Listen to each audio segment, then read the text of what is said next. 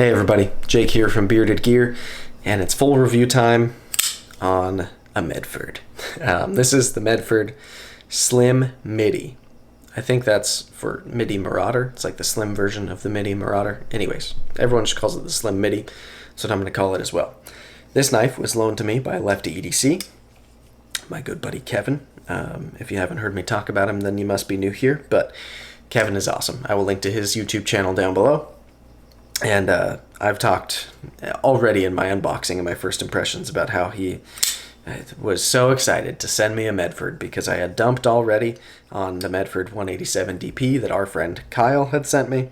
And I hated that knife. Really, really did. I just didn't like it at all. I thought it was bad. Thought it was bad design, bad execution. Didn't like it. If you like it, cool. Good for you.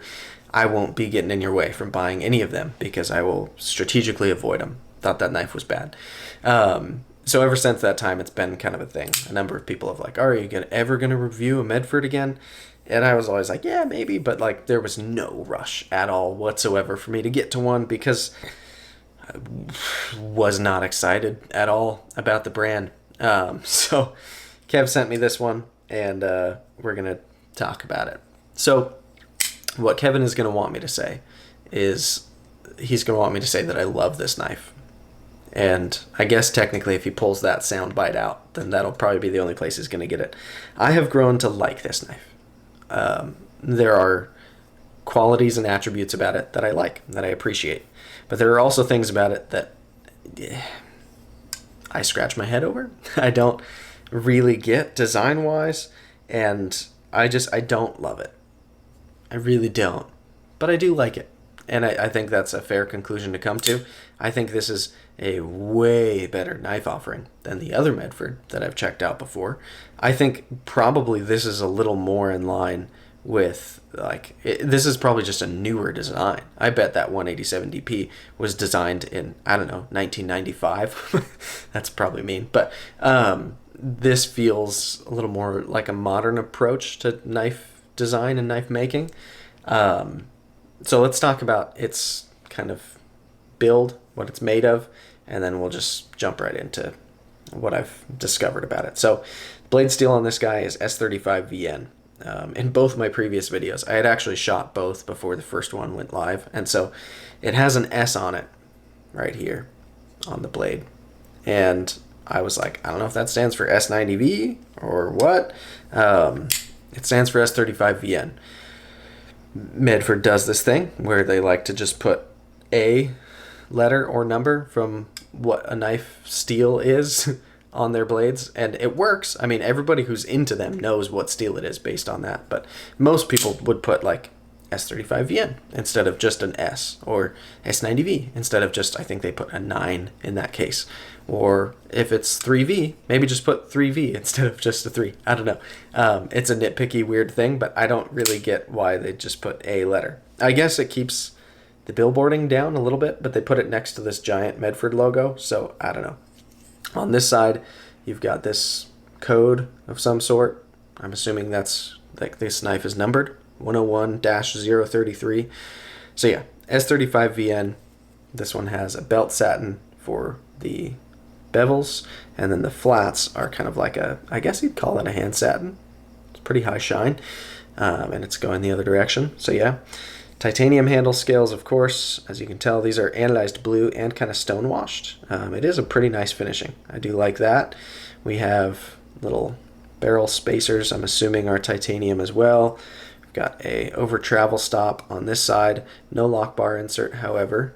Let me double check that because I want to make sure. Yeah, no lock bar insert. No internal milling or anything funky going on there. We do have a little bit of external milling here for your finger, I guess. And then up, yeah, on both sides of this, there's this little cutout there as well. Titanium pocket clip, and I think that covers it for materials. This one does also have like a spanner pivot. I think they just do that on some of them, not all of them. So, I don't know. I'm not the expert on all things Medford, but that's what's on this one. So, let's start with ergos. That's where I like to start most of the time. Ergos on this knife are pretty good. I don't really have any major complaints with ergos on this knife. In fact, I think it fits my hand pretty well.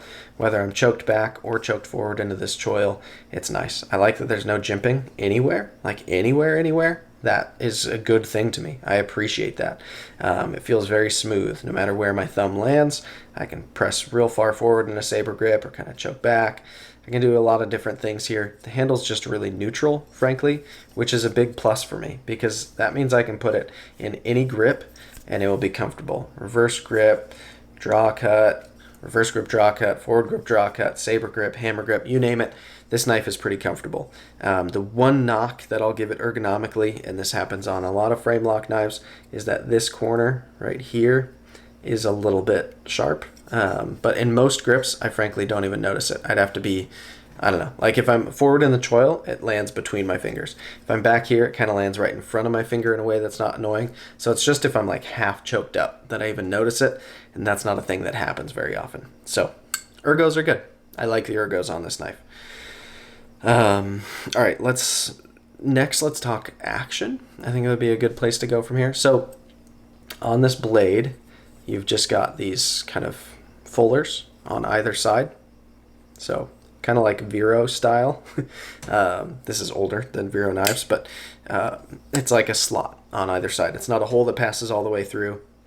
And then you've also got external blade stops up here, which can function as thumb studs. So really you've got a couple options. You can use these fullers to slow roll, which I don't like at all because I don't like slow rolling knives. But if you do, then this is a good one for it. You can also use them to middle finger flick, which is what I do 95% of the time that I open this knife. You can use them to thumb flick, works fine as well. And you can use the external blade stops to thumb flick. That works as well. So you've got deployment options on here. I'll applaud it for that. I'll say with a middle finger flick, it feels good. This is a nice middle finger flicking knife. It's consistent and it's reliable in that way. I don't fail on that deployment method. It works and it flies out pretty well. On closure, it's not like guillotine drop shutty or anything like that, but it's smooth. Action, I'll say, is fine. The action doesn't like get me excited. I'm not like, wow, this knife is another level kind of thing. But it's good. Like if this is the knife that's in my pocket and I pull it out because I'm bored, I'm sitting somewhere and I want to fidget with a knife, this is a fine knife to pull out of my pocket and fidget with for a little bit. And it's consistent and reliable. So from a use standpoint, I don't have any issues with it. I don't have a worry that if this was the knife in my pocket and in a pinch I needed to pull it out quick and deploy it, that I'd struggle with that. So it deploys quite well.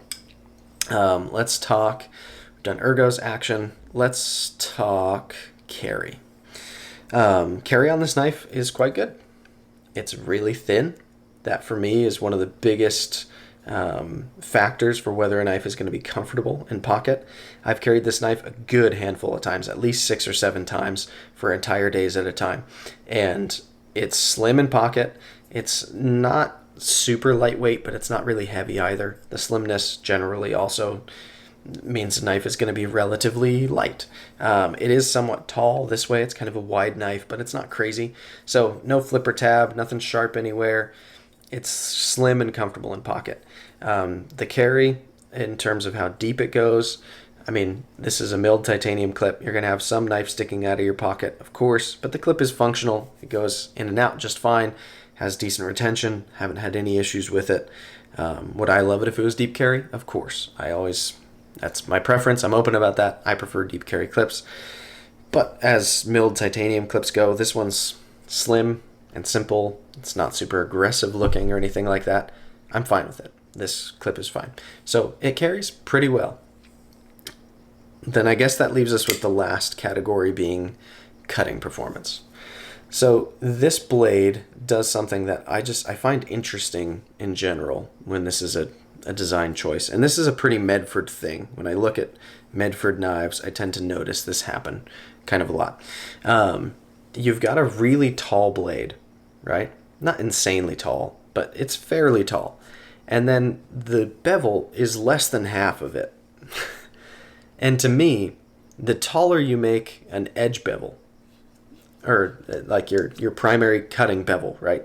This. The taller you make that, the better for how a knife is going to slice.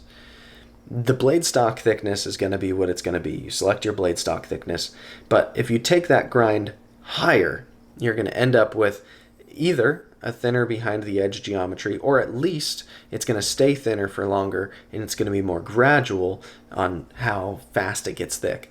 This gets pretty thin behind the edge. It's actually a fairly slicey little profile, but this hollow grind is so short because they've only taken it up less than half of the blade that it gets thick relatively quick. Thankfully, it's not an insanely thick blade stock. It's actually rather thin, but I just don't understand that. Now, in reality, for most of the cutting tasks I've put this knife through, which has been mostly just light EDC stuff, this is an expensive knife that's not mine. I haven't done any torture testing on it. I haven't been mean to it, but I've cut open a lot of packages, some packaging. I've processed some cardboard. I did put it through a apple in the kitchen just to feel how it sliced. That was one of those tasks that it didn't do super well with. But for all of the cardboard and tape and thin plastic stuff in Amazon packaging, it did fine. It did quite well. It's not a slicing dream, but it does okay. I just think with this thin stock and this blade profile, if they had done like a taller grind, it would have been even better. So that's, I guess, that's why I share all of that, because I don't understand, if you're already going to have a fairly tall blade, why have such a short grind? Is it just aesthetics?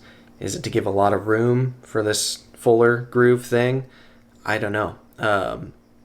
But yeah, so this one being a Tanto as well, you do have this kind of secondary tip down here. I love that on Tantos. I find you can use that a lot for tape and stuff. Kind of works like a Wharncliffe in the sense that you've got this tip down here where you just barely tilt the blade down, and then you can drag that through things instead of having to tilt it all the way to get this tip into stuff. Yeah, nice pokey stabby tip on it. The blade stock is thick enough that I wouldn't be worried about using this knife fairly hard, but it's also thin enough that it's not going to be like trying to put an axe through something that you want to slice. You know, it works. It's fine. So yeah, I mean, as I went through each of those categories, I was pretty positive about each of them. I do think this knife is pretty good on its own merits, but I just don't find myself vibing with it. I don't love it. There's still one of the things that just bugs me about it, and it may not bug anybody else. It might just be a me thing. But the design of this knife, they put the pivot really, really close to the end of the knife here, right? And that helps you to get a lot of blade inside of the handle. So the blade to handle ratio is really quite good on this knife, especially considering that you've got a choil. You've still got quite a bit of cutting edge, right? Doing this weird with my left hand. But in doing that, instead of just having the scale come up a millimeter more, they left part of the lock face out of the frame. It sticks out proud of the frame. I don't like that. I don't think there's any advantage to it compared to just bringing that frame up a tiny bit. Like, I feel like the solution is real simple here. To not have your lock face sticking out, you just make the frame a little bit, just a little bit higher. I don't know. That bugs me. And then the other thing is that the detent track and the detent hole are exposed when the knife is open. Again, like if the frame was a little bit further out, it would cover that. That's a thing that's almost always covered. I don't see the advantage of having it uncovered, except then maybe your blade to handle ratio seems a little bit less great. But the overall size of this knife, if you increased the handle by a centimeter, you know, like up this way, I don't think that would ruin it for people. I don't know. I don't get it.